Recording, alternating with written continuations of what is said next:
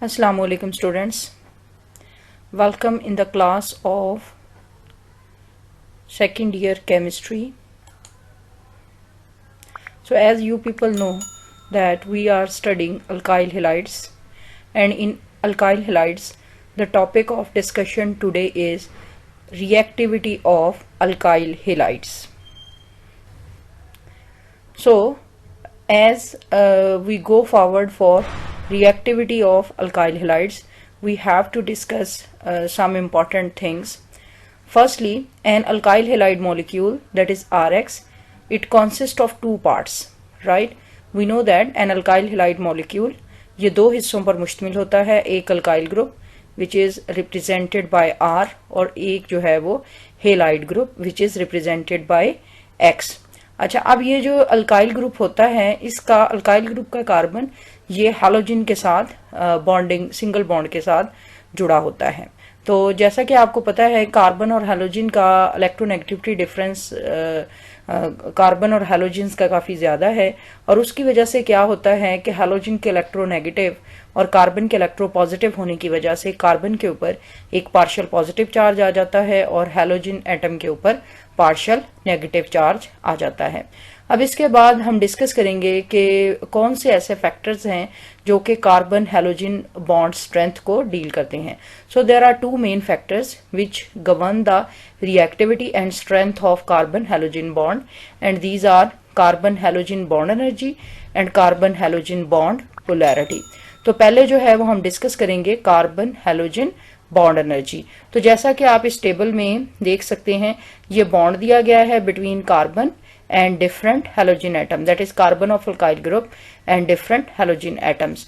तो और इस कॉलम में इसकी बॉन्ड एनर्जी दी गई है. तो इसमें जैसा कि आप देख सकते हैं कि कार्बन और फ्लोराइड की जो बॉन्ड एनर्जी है वो है 467 किलो जूल पर मोल, और जो कार्बन और हाइड्रोजन की है this is given for the reference, क्योंकि जाहिर है कार्बन के साथ हाइड्रोजन जो हैं वो तो जुड़े ही होते हैं.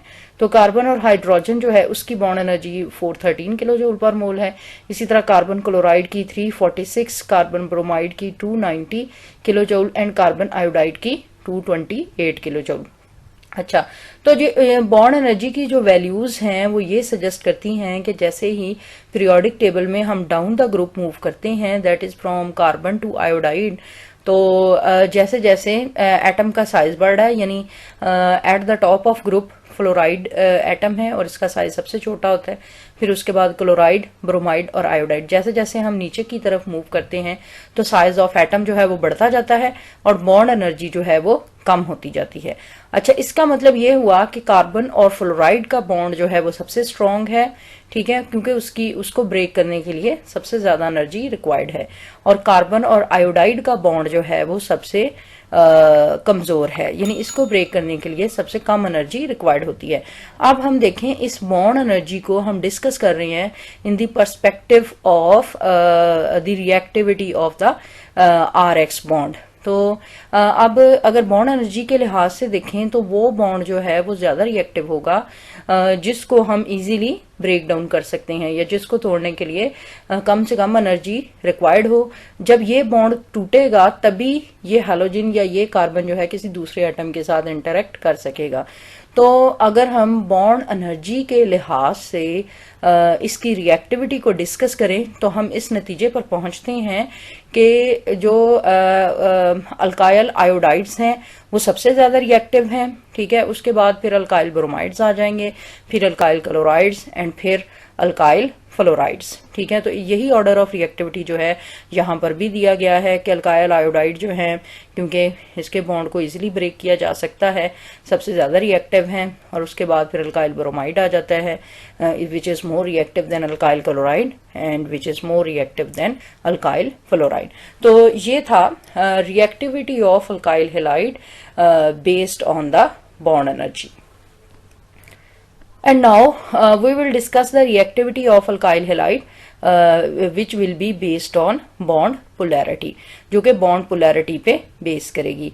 अच्छा, जो पोलैरिटी है वो this will be dependent upon the difference of electronegativity of two atoms. यानी क्या है कि कार्बन जो है वो फ्लोराइड के साथ जुड़ा है, या फिर कार्बन क्लोराइड के साथ जुड़ा है, या फिर कार्बन ब्रोमाइड के साथ जुड़ा है, या फिर कार्बन आयोडाइड के साथ। और फिर कार्बन जो है आपको पता है, फॉर एग्जांपल अगर मिथाइल ग्रुप है, अल्काइल ग्रुप, तो कार्बन जो है वो 3 हाइड्रोजन्स के साथ भी जुड़ा होगा। तो अगर हम पहले कार्बन और हाइड्रोजन की इलेक्ट्रोनेगेटिविटी डिफरेंस को डिस्कस करें, तो इसमें जैसा कि आप देख सकते हैं कार्बन का इलेक्ट्रोनेगेटिविटी डिफरेंस है 2.5 और हाइड्रोजन का इलेक्ट्रोनेगेटिविटी डिफरेंस है कार्बन की इलेक्ट्रोनेगेटिविटी है 2.5 और हाइड्रोजन की इलेक्ट्रोनेगेटिविटी है 2.1।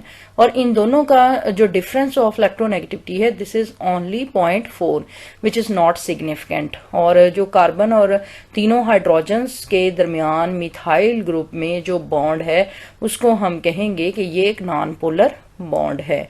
ठीक है, अब हम आ जाते हैं दूसरे एटम्स जब कार्बन के साथ जुड़े हों, जैसा कि अल्काइल हैलाइड्स में अगर कार्बन और फ्लोराइड की बात करें तो फ्लोराइड की इलेक्ट्रोनेगेटिविटी जो है वो 4 है और कार्बन की 2.5 है। और बाकी जो हैलोजेंस हैं उनकी इलेक्ट्रोनेगेटिविटी फ्लोराइड की निस्बत कम है, जैसे क्लोराइड की 3 है, ब्रोमाइड की 2.8 है और आयोडाइड की 2.5 है। ठीक है, तो कार्बन और आयोडाइड का बॉन्ड जो है अगर यहां पर आप देखें this is essentially non polar, यानी कार्बन की भी उतनी है और आयोडाइड की भी उतनी है। Actually this is more than non polar than carbon and hydrogen. तो ये कार्बन और हाइड्रोजन के बॉन्ड से भी ज्यादा नॉन पोलर है। एक्चुअली ये मतलब नॉन पोलर ही है। इसमें कार्बन और हाइड्रोजन का तो फिर भी कुछ ना कुछ देखें 0.4 तक इलेक्ट्रोनेगेटिविटी डिफरेंस है, but there is 0 electronegativity difference between carbon and oxygen. तो हम फिर कहेंगे that the bond between carbon and iodide this is literally non polar.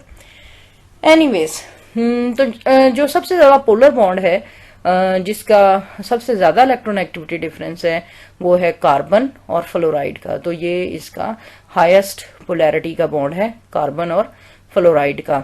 ठीक है, अब उसकी वजह से क्या होगा, कार्बन और फ्लोराइड के बॉन्ड के पोलर होने की वजह से कार्बन के ऊपर क्योंकि कार्बन इलेक्ट्रोपॉजिटिव है इसके ऊपर एक strong partial positive charge create होगा और फ्लोराइड के ऊपर एक स्ट्रॉन्ग जो है वो इलेक्ट्रोनेगेटिव चार्ज प्रोड्यूस होगा। यानी यहां पर ये देखें ये पोल्स एग्जिस्ट करेंगे, कार्बन पार्शियल पॉजिटिव और फ्लोराइड जो है वो पार्शियल नेगेटिव। अब क्या हुआ कि अगर हमारे पास एक आउटर रीजेंट जो है वो इलेक्ट्रोफाइल है, ठीक है, if it is an electrophile. अब इलेक्ट्रोफाइल क्या होता है कि ये एक ऐसी स्पीशी होती है जिसके ऊपर पॉजिटिव चार्ज या पार्शियल पॉजिटिव चार्ज, ठीक है, या फिर सिंपली ये एक ऐसा मॉलिक्यूल एटम या ग्रुप ऑफ एटम हो सकता है विच इज इलेक्ट्रॉन लविंग। ठीक है, अगर ये इलेक्ट्रॉन लविंग है तो जाहिर है इसके ऊपर पॉजिटिव चार्ज होगा। तो अब ये इलेक्ट्रोफाइल जो है देखें, अगर कार्बन सिंगल बॉन्ड बना रहा है फ्लोराइड के साथ, अगर ये इस बॉन्ड के साथ रिएक्ट करना चाहे तो चूंकि फ्लोराइड के ऊपर strong partial negative charge exist कर रहा है जिसकी इस इलेक्ट्रोफाइल को जरूरत है, तो इसका मतलब ये है कि इलेक्ट्रोफाइल के साथ कार्बन और डैश यानी सिंगल बॉन्ड फ्लोराइड वाला जो अल्काइल हैलाइड है उसकी reactivity based upon the bond polarity ज्यादा होगी। लेकिन जब हमने बॉन्ड एनर्जी के बेस पे हमने इनकी अल्काइल हैलाइड्स की रिएक्टिविटी को डिस्कस किया तो हमने कहा कि कार्बन और आयोडाइड जो है वो वाला बॉन्ड ज्यादा रिएक्टिव है। So there is a conflict. ठीक है, बॉन्ड पोलैरिटी सजेस्ट कर रही है कि कार्बन और फ्लोराइड का बॉन्ड ज्यादा एक्टिव है और बॉन्ड एनर्जी जो कि पिछली स्लाइड में हमने देखा वो ये सजेस्ट कर रही है कि कार्बन और आयोडाइड जो है वो बॉन्ड ज्यादा रिएक्टिव है। तो अब ये एक कॉन्फ्लिक्ट है, तो इस कॉन्फ्लिक्ट को हम अगले वाली स्लाइड में सॉल्व करते हैं। So now we are on the last slide of this lecture. तो जैसा कि मैंने पिछली स्लाइड में ये डिस्कस किया कि बॉन्ड एनर्जी और बॉन्ड पोलैरिटी जो है वो दो फैक्टर्स हैं और दोनों जो हैं वो अपोजिट रिजल्ट देते हैं। तो अब वो थियोरेटिकल थी बात। अब ये एक्सपेरिमेंटली क्या देखा गया है कि जो strength of carbon halogen bond है वो मेन फैक्टर है which decide the reactivity of alkyl halides, यानी strength of carbon halogen bond. और जैसा कि पहली स्लाइड में हमने ये डिस्कस किया कि अगर हम स्ट्रेंथ देखें कार्बन हैलोजन बॉन्ड की, तो जो कार्बन आयोडाइड्स हैं यानी हैलोजन आयोडाइड्स, उनमें कार्बन और हैलोजन के दरमियान जो बॉन्ड है वो सबसे ज़्यादा वीक है और उसको इजीली ब्रेक किया जा सकता है, इसलिए वो सबसे ज़्यादा रिएक्टिव हैं। तो इसका मतलब ये हुआ कि जो हैलोजन हैलाइड्स हैं वो ज़्यादा रिएक्टिव हैं। एक्सपेरिमेंट्स ये शो करते हैं कि बॉन्ड पोलैरिटी नहीं बल्कि बॉन्ड की एनर्जी ये डिसाइड करती है कि कौन सा हैलोजन जो है अल्काइल हैलाइड्स में से कौन सा मॉलिक्यूल जो है वो ज़्यादा रिएक्टिव है। तो अब जो overall order of reactivity of alkyl halides for a particular alkyl group वो क्या है कि आयोडाइड्स जो रिएक्टिविटी है आयोडाइड्स की, this is greater than bromide which is in turn greater than chloride which is greater than fluoride। अगर हम इसकी टिपिकल एग्जांपल लें तो हम जो अल्काइल ग्रुप है, for example we can take the simplest alkyl group which is methyl, so we will say that reactivity of methyl iodide, this is greater than methyl bromide which is in turn greater than methyl chloride and which is greater than methyl fluoride। ठीक है, तो methyl fluoride जो है वो सबसे कम reactive है और methyl iodide सबसे ज्यादा रिएक्टिव है। असल में क्या है कि जो कार्बन फ्लोराइड बॉन्ड है वो इतना स्ट्रांग होता है that alkyl fluorides do not react under ordinary conditions. तो जो अल्काइल फ्लोराइड्स हैं वो इस बॉन्ड के, कार्बन और फ्लोराइड बॉन्ड के स्ट्रांग होने की वजह से अंडर नॉर्मल कंडीशंस तो ये रिएक्ट ही नहीं करते, बल्कि इनके रिएक्शंस के लिए हमें ड्रास्टिक कंडीशंस रिक्वायर्ड होती हैं। So this was all about today's lecture. If there is any problem, you are very welcome to comment in this video in the YouTube comments, or you can ask me directly. Thank you very much. We will meet with another lecture with next time. Till then, Allah Hafiz.